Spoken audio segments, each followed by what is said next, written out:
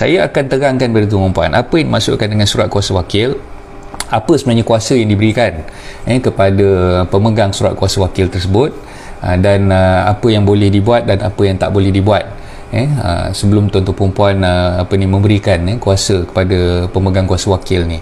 Okay, so dalam istilah bahasa Inggeris ni kita panggil dia sebagai power of attorney, dan dalam bahasa Melayu terjemahannya adalah surat kuasa wakil. Ada yang kata surat wakil kuasa lah, terpulang lah, tapi biasanya yang saya sebutkan power of attorney ni sebagai surat kuasa wakil. Okey, tuan-tuan puan yang ada pengalaman, mungkin tuan-tuan puan pernah berhadapan dengan situasi pemaju-pemaju hartanah, pemaju-pemaju hartanah yang ingin menjalankan joint venture ataupun yang ingin menjalankan usaha sama dengan tuan-tuan puan sebagai tuan tanah. Dia datang jumpa dengan tuan-tuan puan, dia bercakap, okey, saya ni pemaju yang dah berpengalaman dalam membangunkan projek-projek hartanah dan sebagainya. So pemaju-pemaju hartanah ni biasanya bila dia berkehendakkan nak memajukan suatu tanah tersebut dan tanah tersebut dimiliki oleh orang lain, oleh anda sebagai contoh, mereka akan berjumpa dengan anda, mereka akan bercakap dengan anda, biarlah saya majukan tanah tersebut, biarlah saya yang memulakan usaha untuk membangunkan tanah tersebut jadi projek perumahan, jadi projek rumah kedai dan sebagainya. Dan bila pemaju dah cakap macam tu kepada anda, dia minta anda join dia. Ayat dia lebih kurang macam ni lah, you jadi saya punya business partner lah. Jadi business partner konon-kononnya lah kan, jadi business partner saya, kita buat joint venture agreement, dan dalam masa yang sama you bagilah saya PA. Dia cakap macam tu, you bagilah saya PA. PA tu apa? Inilah yang dimaksudkan dengan power of attorney. Secara tidak langsung sebenarnya kita telah memberikan hak kepada dia untuk berurusan dengan pihak-pihak tertentu, terutamanya dengan pihak pejabat tanah, dengan pihak bank dan sebagainya, yang mana kuasa tersebut bila diberikan kepada pemaju hartanah tu melalui surat kuasa wakil ataupun power of attorney tadi, kita telah pun memberikan sebebas-bebasnya hak kepada pemaju hartanah tadi tu untuk menjalankan apa-apa urus niaga ataupun urusan ke atas hartanah kita punya tadi tu. Sebab tu saya cakap power attorney ni kuasanya sangat-sangat besar, dan tuan-tuan puan perlu berhati-hati sebelum tuan-tuan puan bertindak memberikan kuasa ataupun menandatangani surat kuasa wakil ataupun power attorney ni dengan mana-mana pihak sekalipun. Tuan-tuan puan kena faham apa sebenarnya implikasinya dan apa sebenarnya kesan bila tuan-tuan puan dah tanda tangan surat kuasa wakil tersebut, dan inilah yang saya akan terangkan pada tuan-tuan puan pada pagi ni. So you just imagine bila kita memberikan kuasa kepada sesiapa saja, so dalam contoh yang saya berikan tadi tu kepada pemaju hartanah yang nak bangunkan hartanah kita, seolah-olah macam dia yang mempunyai ataupun dia yang berkuasa ke atas tanah milik kita tu. Sebab tu tuan-tuan puan perlu berhati-hati bila kita nak serahkan kuasa melalui surat kuasa wakil ni, melalui PA ni tadi kepada mana-mana pihak sekalipun, kita kena kenal pasti apa sebenarnya klausa yang terkandung di dalam dokumen PA tersebut. Apa sebenarnya kuasa yang kita berikan kepada pihak yang kita nak serahkan kuasa tersebut. So inilah yang perkara yang tuan-tuan puan kadang-kadang jarang-jarang dengar, tak ada siapa-siapa yang mungkin terangkan kepada anda. Jadi saya ambil peluang ni untuk terangkan kepada anda, seperti mana yang saya dah nyatakan dalam 176 buku saya tersebut. Okey, jenis-jenis PA. PA ni ada banyak jenis tuan-tuan puan. Biasanya kita dengar PA ni ada dua lah. Satu dipanggil revocable power of attorney, revocable power of attorney, dan satu lagi dipanggil irrevocable power of attorney. Okey, beza antara dua ni memang sangat ketara. Apa yang dimaksudkan dengan revocable power of attorney? Revocable ni maknanya boleh dibatalkan. Boleh dibatalkan oleh pemegang kuasa wakil ataupun oleh tuan tanah tu sendiri. Dia boleh membatalkan surat kuasa wakil ataupun power of attorney tersebut. Bila kita buat power of attorney tersebut, klausa yang ada dalam tu, bila namanya revocable, maknanya ada terma ataupun klausa di dalam power of attorney tersebut yang memberikan kuasa kepada tuan tanah untuk membatalkan kuasa yang telah diberikan kepada pemegang power attorney tadi ataupun pemegang kuasa ni tadi. Okey, itu untuk revocable. Yang satu lagi yang kita panggil sebagai irrevocable. Irrevocable ni maksud dia tak boleh dibatalkan. Tak boleh dibatalkan. So maksud dia bila tuan-tuan puan dah tanda tangan surat kuasa wakil ataupun power attorney yang irrevocable ni tadi, tuan-tuan puan-puan tidak ada hak untuk membatalkan semula perjanjian ataupun kuasa yang telah diberikan kepada pemegang kuasa tadi tu. Jadi ini dua perkara yang sangat-sangat ketara. Satu revocable, satu lagi irrevocable. So kalau tuan-tuan puan tengok biasanya dalam klausa irrevocable power of attorney ni dia ada satu terma yang dinyatakan di dalam power attorney tersebut, yang mana terma tersebut memberikan kuasa secara mutlak, kuasa secara mutlak kepada pemegang surat kuasa wakil tadi tu, dan dalam masa yang sama kuasa mutlak yang diberikan ni tadi dia akan membenarkan pemegang surat kuasa wakil ni tadi buat apa saja urusan ke atas hartanah yang tuan-tuan puan ada, yang tuan-tuan puan miliki tadi tu. Jadi inilah impact yang sangat-sangat ketara, impact yang sangat-sangat besar kepada sesiapa yang menandatangani dokumen irrevocable power attorney ni, sebab dia memberikan kuasa secara mutlak. Pemegang surat kuasa wakil tu boleh jalankan apa saja, boleh jalankan apa saja ke atas hartanah tersebut. Okey, dan yang kedua, dalam dokumen irrevocable power attorney ni biasanya dia ada satu lagi terma yang mengatakan bahawa irrevocable power attorney ni tak boleh dibatalkan disebabkan adanya consideration.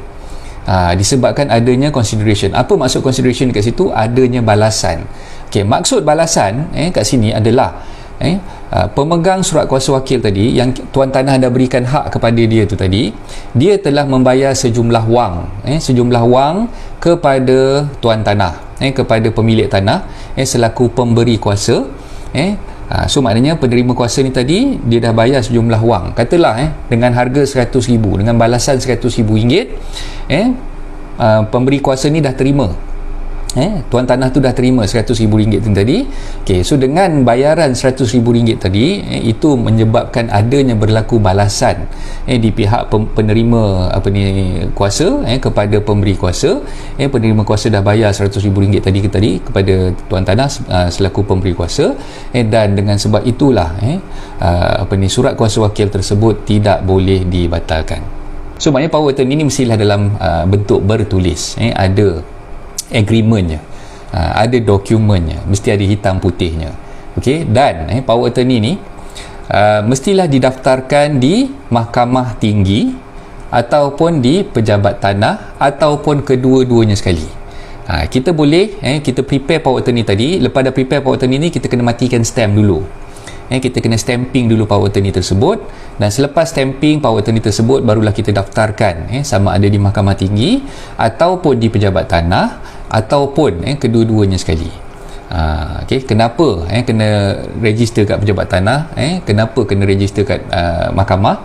Sebabnya adalah bila benda tu dah dimatikan stamp, benda tu perlu didaftarkan di mahkamah. Sebab bila dah daftarkan kat mahkamah ni lah, itulah yang memberikan what we call validity, keesahan.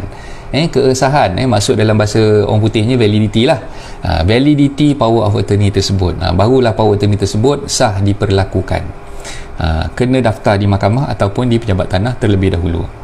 Kalau anda buat syok-syok sendiri, power attorney anda buat syok-syok sendiri, anda minta orang tu tanda tangan, anda tak matikan stamp, anda tak daftarkan di mahkamah ataupun di pejabat tanah, maka power attorney tersebut tak boleh pakai pun sebenarnya.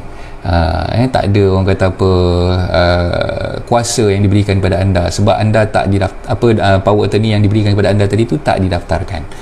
Jadi perlu didaftarkan sama ada di mahkamah tinggi ataupun di pejabat tanah ataupun kedua-duanya sekali untuk mengesahkan keesahan. Tengok bahasa tu, mengesahkan keesahan, ataupun dalam bahasa orang putihnya lebih mudah kita gunakan kan, validity of the documents. So itulah sebenarnya yang tuan-tuan puan perlu buat. Dokumen tersebut bila kita nak tanda tangan, mestilah menandatangan dokumen tersebut di hadapan saksi. Okey, saksi kat sini siapa? Saksi ni sama ada seorang peguam bela ataupun peguam cara Mahkamah Tinggi Malaya, ataupun pegawai di Mahkamah Tinggi tersebut, ataupun pegawai di pejabat tanah. So antara tiga ni, ini tiga orang ni saja yang diberikan orang kata apa, kuasa untuk menyaksikan tanda tangan diturunkan di atas dokumen power of attorney tadi, sama ada melalui peguam bila peguam syara sebagai saksi, ataupun pegawai di mahkamah sebagai saksi, ataupun oleh pejabat tanah punya pegawai sebagai saksi. Okey. Seterusnya, bolehkah pemegang power attorney membuat apa-apa transaksi ke atas tanah tersebut setelah ianya didaftarkan? Jawapannya boleh. Jawapannya boleh. Okey, maksudnya katalah tadi awal-awal tadi masa mula-mula saya start opening saya punya mukadimah tu, saya dah cerita dah, anda sebagai tuan tanah anda di-approach oleh pemaju perumahan. Pemaju perumahan ni nak JV dengan anda, nak buat joint venture dengan anda untuk memajukan tanah anda tu menjadi satu projek perumahan. Jadi dokumen yang biasanya ditantangani oleh pemaju perumahan tersebut yang diprepare oleh peguam, biasanya ada dua ataupun tiga dokumen lah. Kadang-kadang dua, kadang-kadang tiga lah. Kalau macam saya, biasanya saya prepare dua agreement. Satu yang dipanggil sebagai joint venture agreement, perjanjian usaha sama, dan yang kedua kita sebut sebagai power of attorney, yang kita tengah ceritakan sekarang ni, surat kuasa wakil. Joint venture agreement ni menjelaskan di dalam terma-terma joint venture agreement tersebut adalah apa tugas dan tanggungjawab pemaju ke atas projek perumahan tersebut, dan apa tugas dan tanggungjawab pemilik tanah untuk kata apa projek tersebut. Jadi ini kita sebutkan di dalam dokumen perjanjian usaha sama ataupun JV agreement, joint venture agreement. Okey, satu lagi dokumen yang kita tengah ceritakan sekarang ni berkaitan dengan power of attorney ataupun surat kuasa wakil. Okey, so surat kuasa wakil ni pun saya akan preparekan juga. Saya minta juga tuan tanah tu dan juga orang kata apa, pemaju tadi tu untuk tantangan, dan orang kata apa, dalam surat kuasa wakil ni lah yang pemaju diberikan kuasa oleh tuan tanah tu untuk menguruskan apa-apa transaksi yang berkaitan dengan tanah tersebut. Okey, anda bayangkan begini, pemaju perumahan bila dia nak majukan perumahan, dia kena buat macam-macam kerja, macam-macam kata apa, prosedur yang dia kena patuhkan. Antaranya adalah dia kena berurusan dengan pejabat tanah dan galian, pejabat tanah dan daerah, dia kena berurusan dengan pihak berkuasa tempatan, majlis perbandaran, ini untuk mendapatkan kelulusan, ataupun dalam bahasa istilah pemaju ni kita panggil dia sebagai kebenaran merancang, KM. Kena buat kebenaran merancang, kena submit pelan, kena tukar syarat kegunaan tanah. Kalau katalah tanah tu ada tanah pertanian, dia kena tukar syarat daripada tanah pertanian kepada tanah kediaman ataupun tanah bangunan. Okey, so bila dah tukar pula syarat kegunaan tanah tersebut, dia kena buat pula proses pecah lot. Kena buat proses pecah lot untuk pecahkan daripada sekeping tanah tu, mungkin gerannya 5 ekar katakan, so daripada 5 ekar tadi tu dia nak pecahkan lot tu katalah menjadi 300 unit rumah teres. So dia nak pecahkan setiap lot tu katalah 20 kali 70 ke 20 kali 65 ke, so dia pecahkan, so dia buatlah dia punya planning dan sebagainya tu, dan dia kena submit proposal dia, kebenaran merancang tadi tu kena submit ke pihak pejabat tanah dan juga pihak berkuasa negeri lah. So bila dah dapat kelulusan tukar syarat kegunaan tanah, dah dapat kelulusan untuk buat orang kata apa, pecah lot tadi tu, barulah projek tersebut boleh dibangunkan, dan dia kena dapatkan juga kelulusan daripada KPKT, Kementerian Perumahan dan Kerajaan Tempatan, untuk pemaju-pemaju yang dia adalah syarat-syarat dia lah untuk bangunkan tanah tersebut, dia kena sediakan macam-macam lah, deposit dan sebagainya nak kena bayar kepada pemaju. Dan kenapa tuan tanah ni tak majukan sendiri tanah tersebut, kan? Dia dah ada tanah dia, kenapa dia nak buat JV dengan pemaju ni? Biasanya tuan-tuan tanah ni dia tak tahu caranya dan dia tak ada modal lah.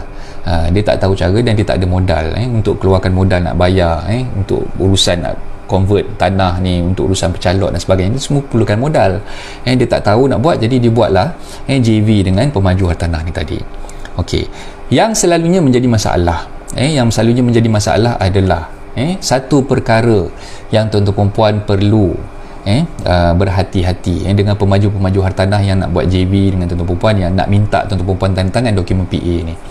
Jadi kalau boleh, saya nak syorkan pada anda semua, kepada tuan-tuan puan semua, kalau ada niat nak buat JV, nak buat joint venture dengan pemaju-pemaju hartanah tu, dapatkan khidmat nasihat daripada peguam, dapatkan khidmat nasihat daripada orang yang memang berpengalaman, yang pakar dalam bidang ini.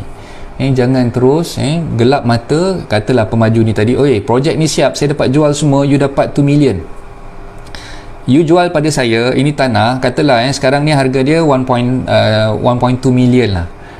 Kalau saya develop ini tanah, you dapat untung 2 million, you dapat lagi extra 800,000. You sekarang you mau jual saja ke ataupun you mau JV dengan saya? Anda bayangkan beginilah, bila pemaju hartanah ni menandatangani dokumen power attorney tersebut, anda seolah-olah dah memberikan tanah tersebut kepada dia. Kuasa mutlak diberikan kepada dia sebagai pemegang power attorney tadi. Jadi isunya kat sini adalah pemaju tu dia boleh jalankan apa-apa urusan ke atas hartanah tersebut, termasuklah menggadaikan tanah tersebut pada pihak bank. Yang baik itu datang daripada Allah, yang kurang baik itu datang kelemahan diri saya sendiri. InsyaAllah minggu depan kita akan sambung lagi kisah power attorney ni. Hari ini sebagai mukadimah nak bagi tuan-tuan faham aja apa yang dimasukkan dengan PA tadi tu, apa yang dimasukkan dengan power attorney tadi tu. Dan insyaAllah minggu depan kita akan cerita lebih panjang, lebih detail berkaitan dengan kisah family saya yang ditipu oleh pemaju hartanah yang menandatangani dokumen PA ni, dan dalam masa yang sama projek perumahan tersebut terbengkalai. Dan saya akan ceritakan sampai kisah tu dah orang kata apa, jadi satu lembaran sejarah lah untuk family saya, dan saya tak orang kata apa berniat untuk membuka aib family saya, tapi saya nak kongsikan kisah tersebut untuk jadikan iktibar bagi kita semualah, supaya tuan-tuan perempuan tak tertipu macam mana family saya kena tipu dulu. Assalamualaikum warahmatullahi taala wabarakatuh. Bye.